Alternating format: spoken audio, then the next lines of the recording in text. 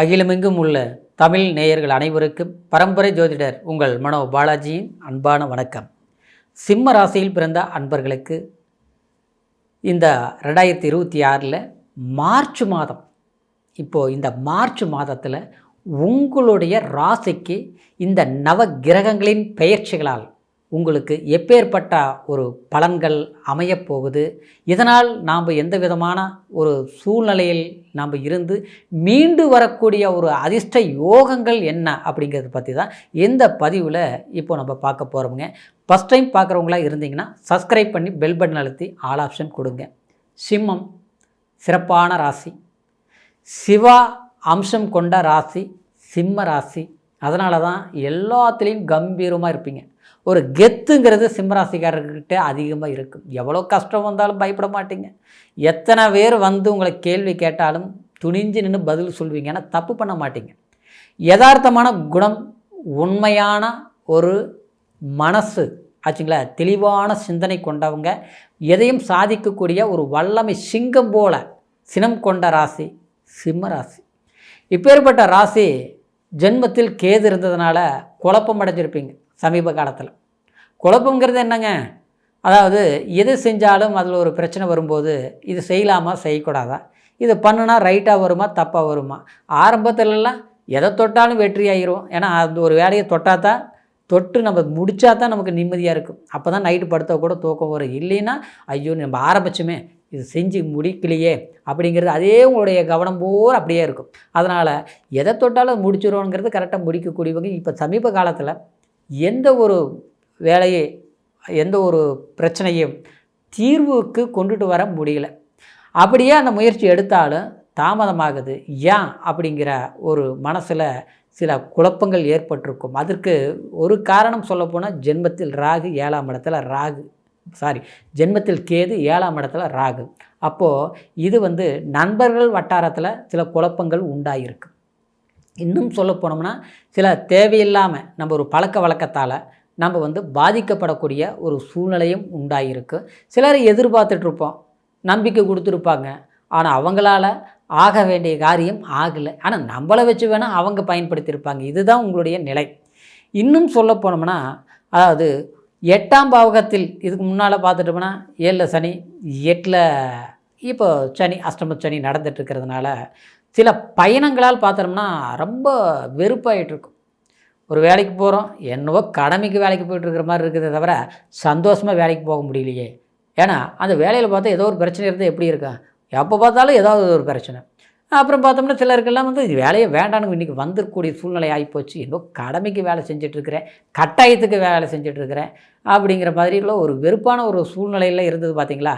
கண்டிப்பாக அதெல்லாம் சரியாயிரும். காரணம் என்னென்னா, அந்த 8ஆம் பாவகத்தில் பார்த்துட்டோம்னா சுக்கிர பகவான் உங்களுடைய ராசிக்கு 3ஆம் அதிபதியும் 10ஆம் பாவகாதிபதியும் 8ஆம் இடத்துல போகுது. என்னங்க 8ஆம் இடத்துல போய் மறைவு ஸ்தானம் தானே இல்லை, அதாவது 8ஆம் இடத்துல அந்த சுக்கிரன் போகும்போது கண்டிப்பாக அது சுபருடைய வீடாக இருக்கிறதுனால கண்டிப்பாக உங்களுக்கு எதிர்பாராத ஒரு நல்ல விஷயங்கள், சில பிரச்சனைகளுக்கு தீர்வு ஏற்படுத்த முடியலையே, முடிவுக்கு கொண்டுட்டு வர முடியலையேன்னு நினைக்கக்கூடிய சில விஷயங்கள் சாதகமாக முடியும். இன்னொன்று பார்த்தோம்னா, அடுத்தவங்கள நம்பி மட்டும் எந்த காரியத்தில் இறங்க வேண்டாங்க கண்டிப்பாக. ஏன்னா அது ஃப்ரெண்ட்ஷிப்பாக இருக்கட்டும், இல்லை உறவு முறையாக இருக்கட்டும், இவங்க ஓகே, இவங்க எல்லா வேலையும் இவங்க பார்த்துக்குவாங்க, இவங்க ஓகே சொல்லிட்டாங்க, எப்படி முடிச்சிருவாங்க, நான் அசால்ட்டாக இருக்கலாம், அப்போ அந்த வேலைக்கே இடம் இல்லைங்க. சரிங்களா, அடுத்தவங்களை நம்பி இறங்குனீங்கன்னா அது உங்களுக்கு பிரச்சனையை கொடுக்கும். அதாவது நம்பிக்கை துரோகங்கள் ஏற்படும். அதனால் கூட்டு தொழிலில் கவனமாக இருக்கணும். முடிஞ்ச வரைக்கும் செய்யக்கூடாது. பழைய தொழிலில் இருந்தால் செஞ்சுட்டு வரலாம். சரிங்களா. இன்னொன்று பார்த்தோம்னா, நமக்கு புதிய முயற்சிகள் எடுக்கிற போது அடுத்தவங்களுடைய ஒத்துழைப்பு எதிர்பார்த்து அதை பண்ணுங்கள், அந்த வேலையை செய்ய முடியாது. உங்களுடைய சொந்த முயற்சியில் பண்ணுங்கள். எந்த வேலையை தொட்டாலும் அடுத்தவங்களுடைய ஒத்துழைப்பு இல்லாமல் பண்ண முடியாது, அது உண்மைதான். ஆனால் நாம் முன்னிலையில் இருந்து அது முடிக்கிற மாதிரி இருக்கணும். சரிங்களா. 7ஆம் இடத்துல, அதாவது இந்த புதன் செவ்வாய் இருக்கிறதுனால கணவன் மனைவி சம்மந்தப்பட்ட ரீதியில் சில பிரச்சனைகள் இருக்கக்கூடியதை அன்பான முறையில் தீர்த்து தான் பிரச்சனையை தீர்க்க முடியுமே தவிர, அதாவது கோபத்தையோ, அதாவது அதே நேரத்தில் ஒரு பிரச்சனையை ஏற்படுத்தி நம்மளுடைய அதாவது பஞ்சாயத்து வச்சோ ஏதாவது ஒரு பிரச்சனையை ஒரு முடிவுக்கு கொண்டுட்டு வரணுமோ அவசரப்பட்டோம்னா அது சங்கடத்தில் போய் முடிஞ்சிடும். அதனால் கணவன் மனைவிக்குள்ளே விட்டு கொடுத்து போகிறது நல்லதாக இருக்குது. அதாவது பொறுமையை கையாளுறது ரொம்ப ரொம்ப சிறப்பாக இருக்கும். சரிங்களா. இன்னும் சொல்ல போனோம்னா 2ஆம் பாவதி 7ஆம் இடத்துல இருக்கிறதுனால புத்திசாலித்தனத்தினால மற்றவங்களை ஈஸியாக நம்ம வந்து ஒரு வேலையும் வாங்கலாம், அடுத்தவங்க கிட்ட இருந்து சாதகமான சில வாய்ப்புகளையும் நம்ம ஏற்படுத்திக்கலாம். சரிங்களா? ஆனால் பேச்சுலேயோ இல்லை வந்து நம்ம வந்து ஒரு பணத்தை கொடுத்து அடுத்தவங்களுடைய ஒரு அன்பால் நம்ம வந்து கொண்டு வரும் அப்படிங்கிற சில விஷயங்கள் பொறுத்த வரைக்கும் இது வந்து கலவையான ஒரு பலன்களை தான் கொடுக்கும். ஏன்னா செவ்வாய், ராகு, புதன் இந்த 3 கிரகங்களும் இந்த மாதம் முழுசாக 7ஆம் இடத்துல இருக்க போகுது. ஆனால் இதில் என்ன ஒரு சக்ஸஸ்னால், நமக்கு சாதகமான வாய்ப்புகள் கடுமையாக போராடணும்னா அதை சக்ஸஸ் பண்ண முடியும். சரிங்களா? ஏன்னா குரு லாபஸ்தானத்திலிருந்து 9ஆம் பார்வையாக அந்த 7ஆம் இடத்தை பார்க்குது. திருமணம் ஆகாமல் இருக்குது பார்த்திங்களா, அவங்களுக்கெல்லாம் கண்டிப்பாக திருமணம் ஏற்படக்கூடிய பேச்சுவார்த்தை நடத்தக்கூடிய ஒரு வாய்ப்புகள் இருக்க போகுதுங்க. அதே மாதிரி சிலருக்கு பார்த்தோம்னா திருமணம் ஒரு கமிட்மெண்ட் பண்ணியிருப்பீங்க, அது தள்ளி தள்ளி போயிட்டே இருக்கும். இது எப்போ தான் டிசைட் பண்ண முடியும், எப்போது இது ஒர்க் அவுட் ஆகும், இது ஒன்று பார்த்தோம்னா நமக்கு வந்து பேசணும்னு நினச்சோம்னா வீட்டில் இருக்கிறவங்க ஒத்து வரல, இல்லை நம்ம வீட்டில் ஓகே ஆயிடுச்சு, அதாவது மாப்பிள்ளை சைடு இல்லை பொண்ணு சைடு அங்கே வந்து ஓகே ஆக மாட்டேங்குது, இது எப்போ தான் ஒன்றா கூடி எல்லாம் ஓகே ஆகும் அப்படின்னு எதிர்பார்த்துட்டு இருக்கிறீங்களா, அவங்களுக்கு சாதகமான ஒரு வாய்ப்புகள் ஏற்படுத்தும். எல்லாத்த விட மறுமண வாழ்க்கை, திருமணமாகி பிரச்சனையாகி போச்சுங்க, மறுமண வாழ்க்கையை எதிர்பார்த்துட்ருக்குறோம், கிடைக்குமா நடக்குமா அப்படிங்கிறவங்களுக்கு அந்த மாதிரி வாய்ப்புகள் கைகூடி வரக்கூடிய ஒரு சந்தர்ப்பமான ஒரு மாதமாக இந்த மாதம் இருக்க போகுதுங்க. இந்த மாதத்தில் பொறுத்த வரைக்கும் சிம்மராசி அன்பர்களுக்கு எந்த சூழ்நிலையிலையும் உங்களுடைய அமைப்புக்கு ஒரு யோகமான காலகட்டமாக இருக்கிறதுனால, அதாவது ஈஸ்வரரை வழிபாடு பண்ணுறது சிறப்பான யோகத்தை கொடுக்கும். ஆச்சுங்களா? ஏன்னா இந்த மாதம் 2ஆம் தேதியை பார்த்துட்டோம்னா மாசி மகம். சரிங்களா? அதே நேரத்தில் இது வந்து 3ஆம் தேதி பார்த்தோம்னா பௌர்ணமி. இப்படி ஒரு சிறப்பான ஒரு காலகட்டமான ஒரு பிரார்த்தனைக்குரிய ஒரு மாதமாக இருக்க போகுதுங்க.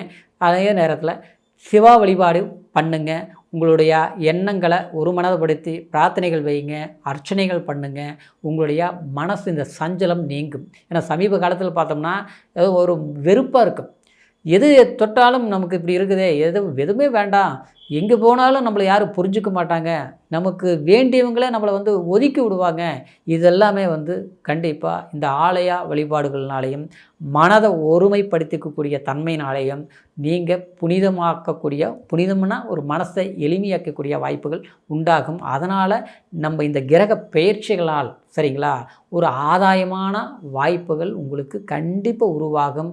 கவலைப்பட வேண்டிய ஒரு காலகட்டம் எல்லாமே மாறி ஒரு நல்ல காலம் பிறந்த ஒரு சந்தோஷம் இந்த மார்ச் மாதம் உங்களுக்கு ஏற்பட போகுதுங்க. தைரியமான முறையில் முயற்சிகள் எடுங்க, நன்மையான விஷயங்கள் நடந்தே தீரும். கோச்சார அடிப்படையில் இந்த பலன்களை நான் சொல்லியிருக்கிறேங்க. இருந்தாலும் பிறப்பு ஜனன ஜாதகத்தை ஒரு முறை பார்த்துக்குங்க. ஏன்னா ஜனன ஜாதகத்தில் மட்டும்தான் நம்ம லக்னம் என்ன, தசாபுத்தி என்ன, அந்தரம், சூட்சுமம் எல்லா விவரங்களும் முழுமையான டீட்டெயிலை நம்ம தெரிஞ்சுக்க முடியும். ஏன்னா நம்மளுடைய விதி நிர்ணயம் செய்யக்கூடிய தன்மையை அறியக்கூடிய வாய்ப்பு நம்ம பிறப்பு ஜனன ஜாதகத்தில் தான் இருக்குங்க. சரிங்களா? அதை பார்க்கும்போது முழுமையான பலன்களை நம்ம அறிஞ்சிக்க முடியும். அதனால் உங்களுடைய ஜாதகத்தை நம்மக்கிட்ட பார்க்கணும் நீங்கள் விரும்புனீங்கன்னா கீழே இருக்கிற நம்பருக்கு ஃபோன் பண்ணி உங்களுடைய சந்தேகங்களையும் கேட்டு தெரிஞ்சுக்கலாம், ஜாதக பலன்களையும் பார்த்து புரிஞ்சுக்கலாம். மீண்டும் அடுத்த பதிவில் உங்களை சந்திக்கும் வரைக்கும் நன்றி, வணக்கம்.